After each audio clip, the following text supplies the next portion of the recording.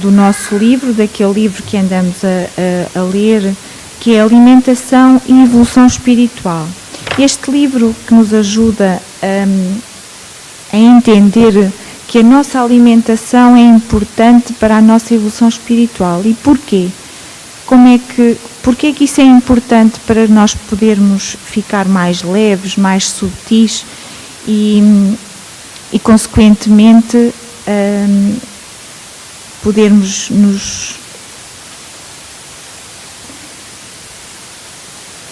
podemos evoluir. Então o capítulo 8 é a primeira parte e são pensamentos de grandes mestres e de personalidades mundialmente conhecidas a respeito dos animais. O objetivo deste livro é focar diversos ângulos relativos às questões inerentes à alimentação e seus efeitos sobre as transformações do espírito. Neste capítulo conheceremos um pouco dos pensamentos de alguns ícones da humanidade de todos os tempos, que demonstraram preocupação com as demais espécies animais deste planeta. Antes dos pensamentos diretamente relacionados ao vegetarianismo, apresentaremos uma breve biografia e um sumário da filosofia de vida que os permeava, com o intuito de facilitar o exercício do nosso processo reflexivo. Siddhartha Gautama, Buda. Siddhartha Gautama foi um príncipe que viveu entre 563 a.C. e 483 a.C. Era filho do rei Shuddhodana Gautama, da tribo Sakya, que habitava a encosta sul do Himalaia, na Índia. Sua mãe, Maya, desencarnou prematuramente e ele foi criado pela tia. Profecia de um ermitão. Este príncipe, se permanecer no palácio após a juventude, tornar-se-á um grande rei e governará o mundo todo. Porém, se abandonar a vida palaciana e abraçar a vida religiosa, tornar-se-á um Buda do mundo. Diante disto, o rei começou a se preocupar com a possibilidade de seu filho tornar-se um monge errante. Aos 7 anos de idade, começou os seus estudos em letras e artes militares, mas seus pensamentos estavam voltados para outras coisas. Para se ter ideia da sensibilidade espiritual de Siddhartha, um dia, enquanto passeava com seu pai, observou um pássaro ingerindo uma minhoca em terra revolvida pelo arado de um agricultor. Ficou muito triste. Sentou-se à sombra de uma árvore e refletiu sobre o fato, dizendo a si mesmo: porque todos os seres vivos se matam uns aos outros. Aos 19 anos, casou-se com a princesa Yasodhara. Apesar da riqueza e do luxo que o envolvia, seus pensamentos focavam sempre a questão do sofrimento, tentando entender o verdadeiro significado da vida humana. Aos 29 anos de idade, após o nascimento do seu filho Rahula, abandonou o palácio em companhia de seu criado Chandaka e iniciou a vida errante de monge mendicante. Depois de ter enfrentado muitos conflitos interiores e de bastante meditação, tornou-se aos 35 anos de idade um Buda, que significa o iluminado. Durante 45 anos percorreu o país, pregando seus ensinamentos. Seu pai, que ainda sofria pela atitude de Siddhartha, ter abandonado o palácio e toda a sua riqueza, no princípio não dava atenção à sua filosofia, mas depois tornou-se fiel discípulo, bem como todo o reino. Em seus últimos momentos na carne, Buda ensinou: o propósito de meus ensinamentos é controlar vossa própria mente. Abandonai a cobiça e conservarás o corpo íntegro, a mente pura, e vossas palavras serão as palavras da verdade. Se nunca esquecerdes o caráter transitório da vida, podereis resistir à ganância, à ira, e podereis também evitar todos os males. Nesta mensagem que Buda deixou, eu queria aqui salientar: se nunca esquecerdes o caráter transitório da vida, muito importante, nós estamos de passagem, a vida é transitória. Outro ensinamento que ele nos deixou: com estes ensinamentos deveis respeitar-vos uns aos outros e abster-vos de disputas. Não deveis, como a água e o óleo, repelir-vos mutuamente. Deveis, isto sim, como o leite e a água, combinar-vos. Estudai juntos, aprendei juntos e praticai juntos estes ensinamentos. Não desperdiceis vossa mente e tempo com o ódio e com a discórdia. Desfrutai das flores da iluminação, quando ela a vós se apresentar, e colhei os frutos deste caminho correto. Caros discípulos, o meu fim está se aproximando. A nossa despedida é iminente, mas não vos lamenteis. A vida está sempre mudando. Ninguém pode escapar da dissolução do corpo. Esta transitoriedade vou mostrar agora com a minha própria morte, com o meu corpo caindo em pedaços, como um carro apodrecido. Não vos lamenteis inutilmente, mas maravilhai-vos com o princípio da transitoriedade e dele. Aprendei a vacuidade da vida humana. Não alimenteis vãos desejos de que as coisas mutáveis da vida se tornem imutáveis.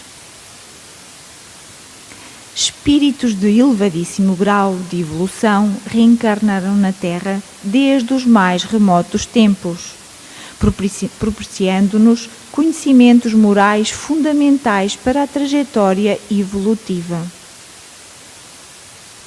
Vejam, estas mensagens, este Buda nasceu em 543, antes de Cristo, 563 antes de Cristo a 483. Portanto, espíritos elevados reencarnam na Terra há muito tempo, não é agora.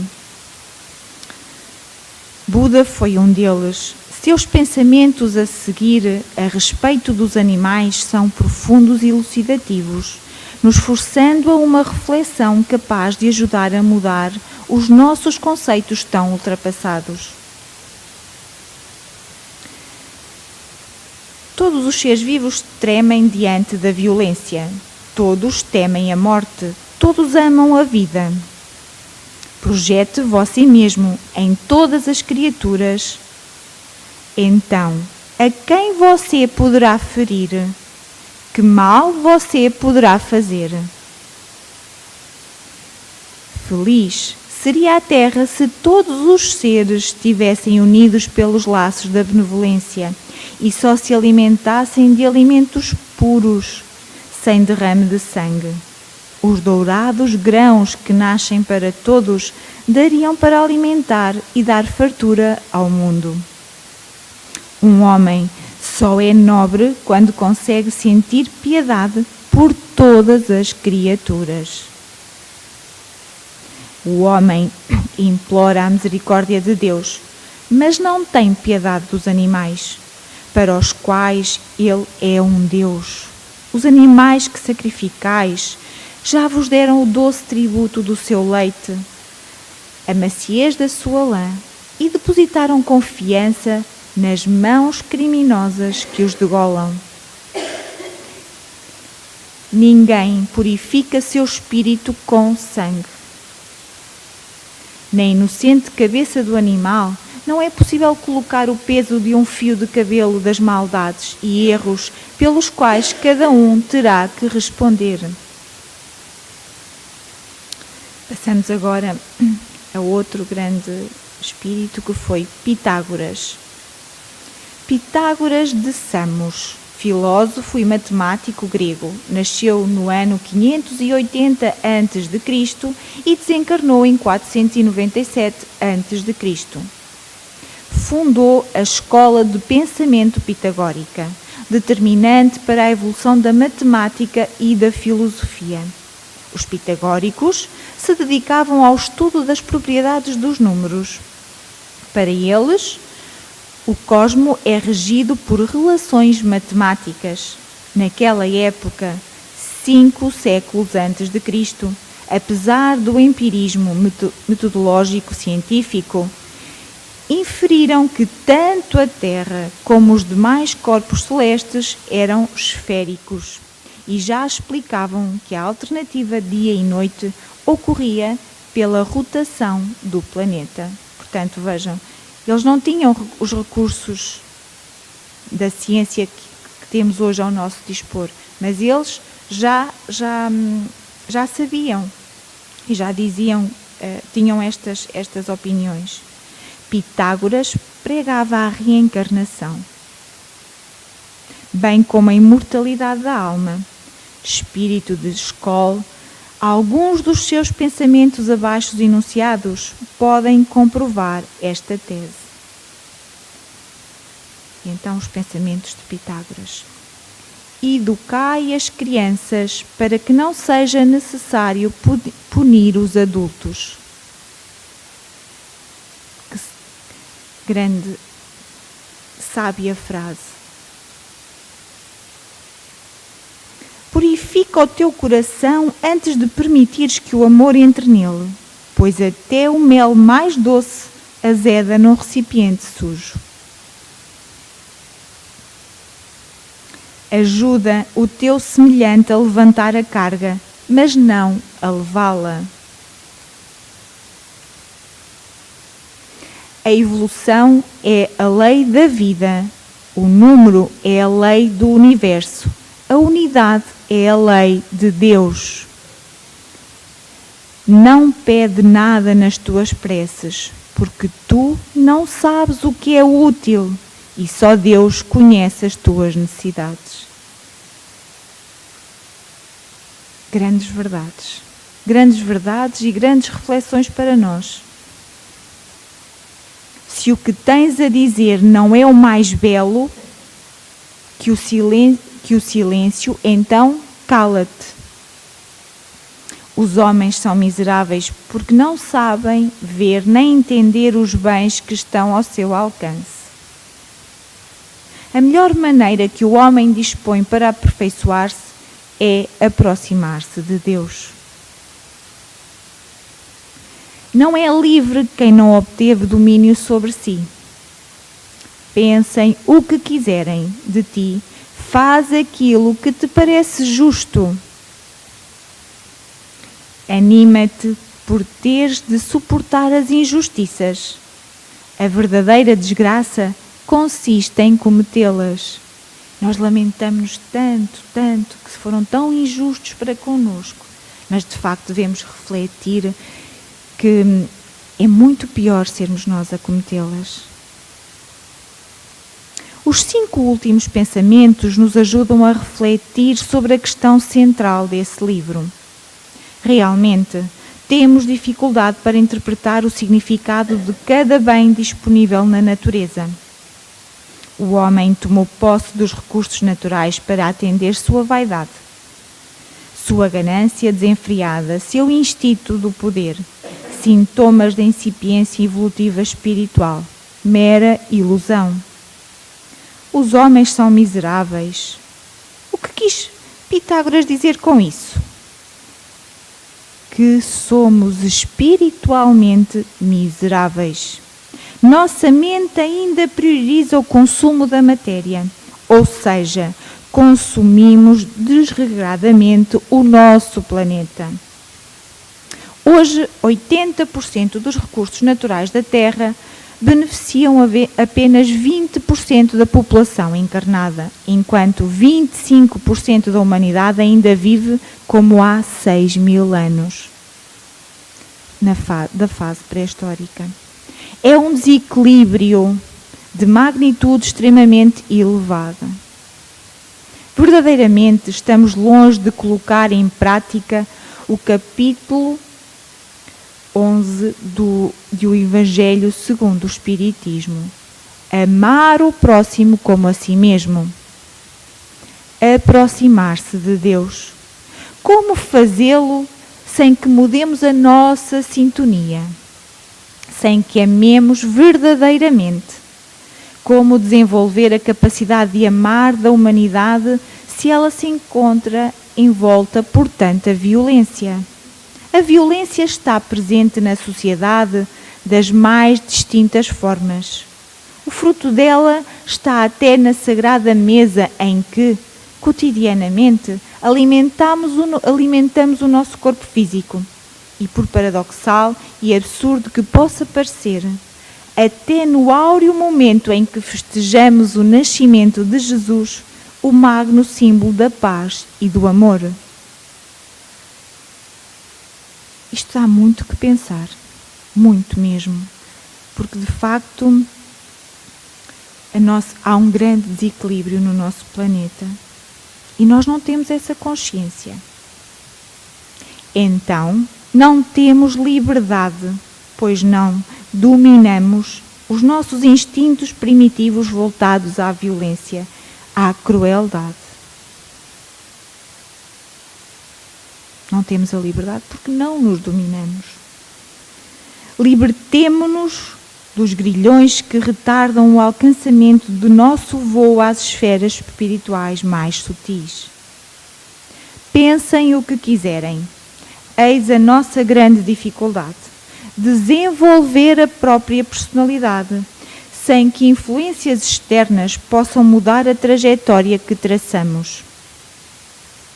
Lembremos que personalidade são os aspectos psicológicos relacionados aos padrões do pensamento, sentimento e comportamento, sendo complexa e individual a sua formação. A personalidade concreta nos remete ao último pensamento citado de Pitágoras: sujeitar-se às injustiças, jamais cometê-las. É muito difícil nos sentirmos indivíduos livres e independentes e nos comportarmos como tal. Essa dificuldade impõe sério obstáculo ao crescimento do espírito. A normose realmente envolve a sociedade planetária. Somos seguidores dos passos traçados pela maioria, não importando se corretos ou não. Nós vamos na onda, nós vamos naquilo que a nossa sociedade pratica, sem pensarmos se isso é correto ou não. Deixamos-nos ir, porque os outros fazem, nós também fazemos. E isso impede a libertação do nosso espírito, o nosso crescimento espiritual. A verdade e a mentira são construções que decorrem da vida no rebanho. O homem do rebanho chama de verdade aquilo que o conserva no rebanho e de mentira aquilo que o ameaça ou exclui.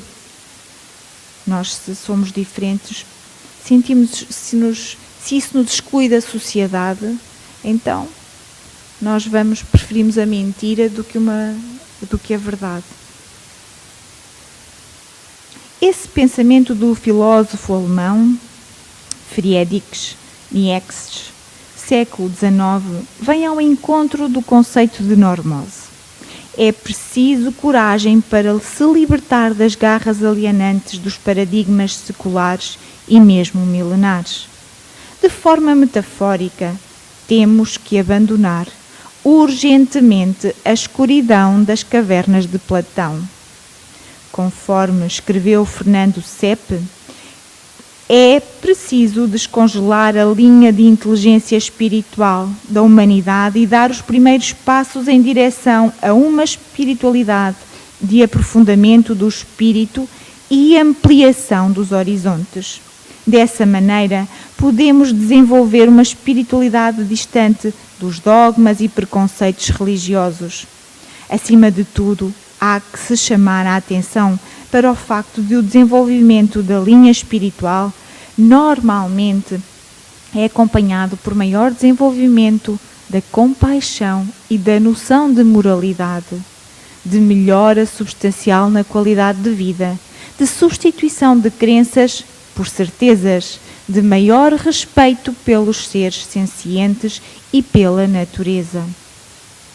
Precisamos, portanto, buscar com afinco a cura desta grave normosa, que, sem dúvida, contribuirá significativamente para a paz interior e, consequentemente, para a paz na Terra. Voltemos aos pensamentos de Pitágoras, focando agora a sua visão a respeito dos nossos irmãos menores, os animais. Os animais dividem conosco o privilégio de ter uma alma. Nunca tempere teu pão no sangue dos animais, nem nas lágrimas de teus semelhantes. Enquanto o homem continuar a ser destruidor impiedoso dos seres animados dos planos inferiores, não conhecerá a saúde nem a paz. Enquanto os homens massacrarem os animais, se matarão uns aos outros. Aquele que semeia a morte e o sofrimento não pode colher a alegria e o amor. E então,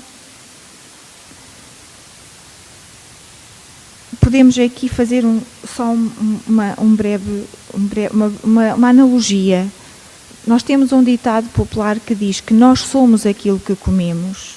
Ora, Pitágoras diz-nos que se nós não fizermos, se nós não conseguirmos deixar de massacrar os animais, nós não vamos ter a saúde nem a paz. É importante pensarmos nisto. A carne é o alimento de certos animais. Todavia, nem todos, pois os cavalos, as vacas e os elefantes se alimentam de ervas. Só os que têm índole bravio e feroz, os tigres, os leões, etc., podem saciar sem sangue. Que horror é engordar um corpo com outro corpo, viver da morte dos seres vivos. O poeta romano Públio Ovídio Naso viveu entre 43 a.C.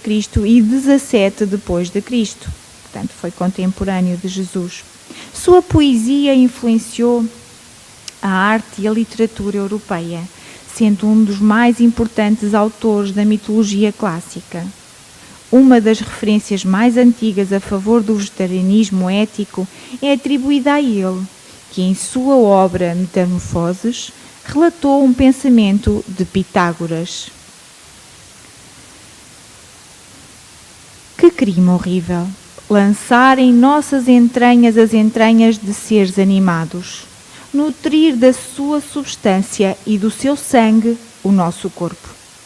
Para conservar a vida a um animal, porventura é mister que morra um outro? Porventura é mister que, em meio de tantos bens que a melhor das mães, a terra, dá aos homens com tamanha profusão, prodigamente se tenha ainda de recorrer à morte para o sustento, como fizeram os ciclopes, e que, só degolando animais, seja possível cessar a nossa fome? Assim terminamos a leitura desta primeira parte do capítulo 8. E aqui deixam-nos testemunhos de grandes espíritos que passaram pela Terra. Espíritos evoluídos e que já nos ensinam que devemos defender os animais, como é que devemos alimentar-nos.